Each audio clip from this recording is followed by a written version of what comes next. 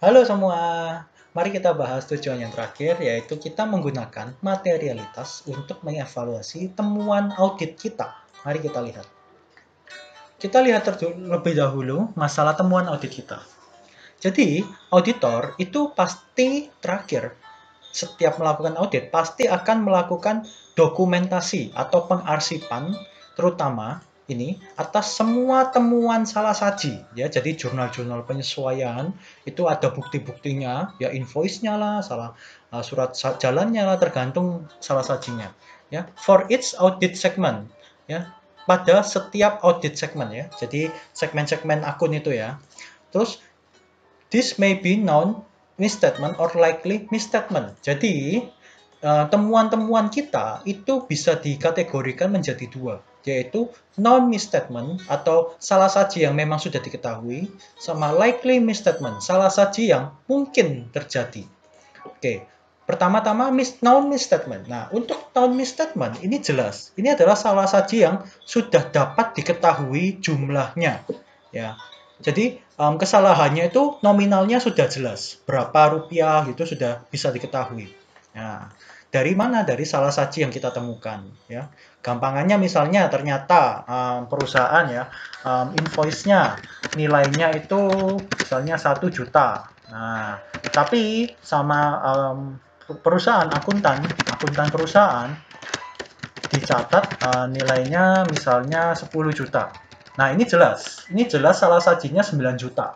Nah, jadi ceritanya invoice-nya harusnya cuma 1 juta, tapi sama perusahaan dicatat 10 juta. Ini jelas, ini adalah non-misstatement. Sudah jelas angkanya diketahui. Lalu ada juga yang namanya likely misstatement. Ini likely misstatement atau kemungkinan salah saji. Nah, kemungkinan likely itu kemungkinan. Yang pertama, nah, itu dikarenakan ini difference perbedaan ya, perbedaan persepsi ini ceritanya antara manajemen dengan auditor. Jadi perbedaan keputusan atau perbedaan persepsi atau estimasi ya, atau keputusan mengenai tentang estimasi atas saldo akun. Ini contohnya apa? Misalnya gini, saya kasih contoh misalnya piutang, umur piutang. Nah, umur piutang dari pihak auditor ya bilang kalau piutang yang lebih dari 100 misalnya 20 hari ini harus dicadangkan.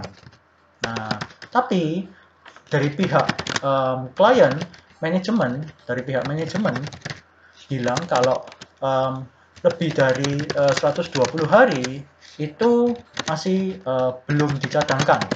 Nah, tapi jika lebih dari misalnya 240 hari ini baru dicadangkan. Nah, jadi ini adalah perbedaan estimasi. Dalam hal ini adalah estimasi untuk mencadangkan piutang karena piutangnya tidak tertagih-tagih. Ini adalah contoh yang pertama. Jadi, masalah perbedaan estimasi atas saldo akun ini. Lalu yang kedua adalah projection of misstatement based on the auditor test of sample. Jadi contohnya seperti ini. Misalnya kita melakukan sampling.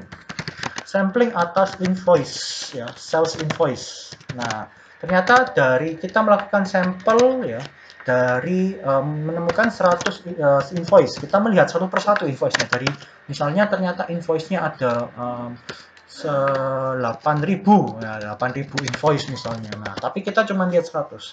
Terus ternyata dari 100 invoice kita menemukan adanya 5 invoice yang salah saji.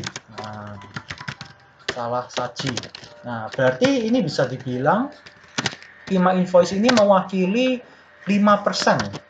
5% salah saji dari penjualan. Nah, di sini kita bisa mengatakan bahwa kita mencadangkan 5% dari total penjualannya sebagai batas salah saji kita, materialitas kita. Nah, contohnya seperti apa? Nih, contohnya seperti ada di tabel 82. Nih, ini bisa dilihat di sini. Nah, ini adalah performance materiality atau toleransi dari batas materialitas yang saya bilang per segmen. Jadi segmen kas dikasih batas materialitas 4.000. Segmen Piutang dikasih batas materialitas 20.000, segmen inventory dikasih batas materialitas 36.000. Kalau di totalnya 50.000. Nah, ini adalah keputusan awal, penilaian awal atas materialitas.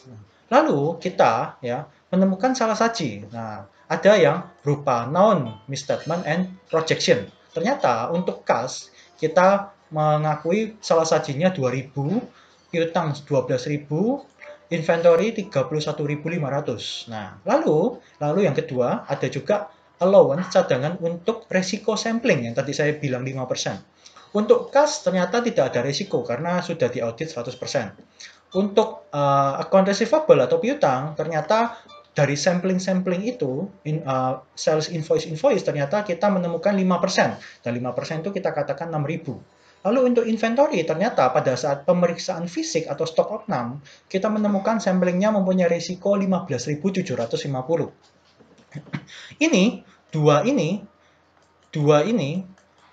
Dua misstatement ini kita total di sini dan ternyata menghasilkan ini 62.300. Ini lebih besar daripada 50.000. Nah, ini yang bisa menjadi salah satu yang dikatakan material dan ini harus didiskusikan dengan pihak manajemen. Nah, begitu. Sekian, terima kasih. Ini adalah penggunaan materialitas untuk mengevaluasi temuan audit. Terima kasih untuk chapter 8 ini. Semoga kalian bisa memahami chapter per chapter dari video yang saya buat. Semoga bisa diputar untuk bisa didengarkan kembali jika ada yang tidak dipahami. Terima kasih. Selamat siang.